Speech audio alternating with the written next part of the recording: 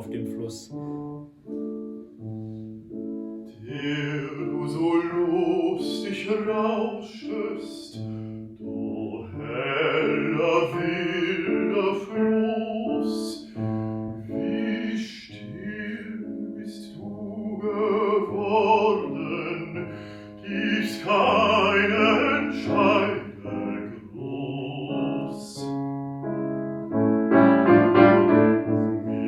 This is a song like Die Krähe and Erstarrung that before I really knew the whole 24, these songs really stood out to me in my original love of this cycle and this music. Also has the highest note of the cycle, even though it's only a 16th note. And yeah, it's just plain and simple one of the most dramatic songs. It has silences and it has extreme dynamics, and it also makes wide use of the range of the piano. And again, he's starting to interact more and more with nature. He's interrogating the things around him. There's so many different things or people or animals that he interrogates, whether they're trees or whether it's snow or whether it's his tears or whether it's the Leiermann or whether it's the Köhlers Engemhaus. Also in Wirtshaus, he interrogates somebody. Sometimes he asks questions, sometimes he observes. And people always say there's no characters in Winterreise, and I think it's just not true. The other characters do impact the decisions and the emotions of the main character, but it's not like in Schöne Müllerin when we have Euer Werk hat mir gefallen, you know, the Meister speaking and the father, you know, we don't have the words of the father. But in this song, the stream does not really respond directly, at least in the text, unless you consider Schubert taking the voice of the stream.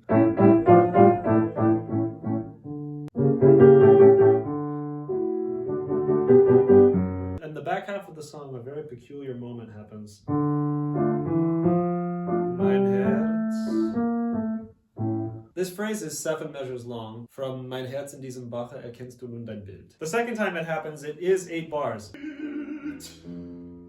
Mein Herz in diesem Bache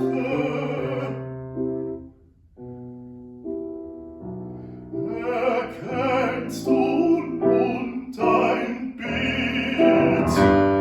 Because he adds this measure to ratchet it up. Aufs Unter seiner Linde. There's a lot of ways to think about this. I mean, I remember studying the C major quintet. When he transitions from the first theme into the second theme, somehow the way he sets himself up with the keys in the manuscript, he kind of modulated too far or not enough with the repetitions of the themes, and then in the manuscript he just X's out this massive section.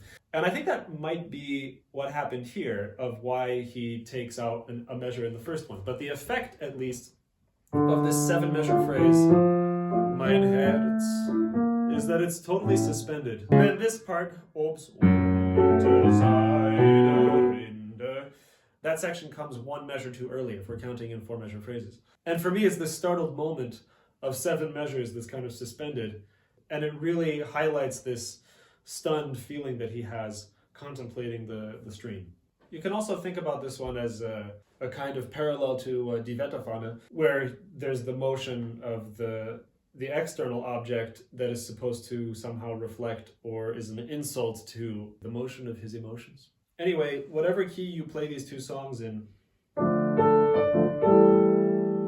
these 2 songs, you do win a lot by performing them in the same tonality. I also think it's important, dramatically speaking, that the restlessness that happens in Rückblick, the next song, needs to be somehow set up in Auf dem Fluss, where Rückblick is totally restless the entire time, whether we're in major or minor, the middle section, the outer section. In Auf dem Fluss, the actions of the song, he's carving in the ice, and when you're carving in the ice, obviously you yourself are not moving. So there's something very still and direct and fixing in this song that I think is really important to set up the contrast with what's about to come in Rückblick.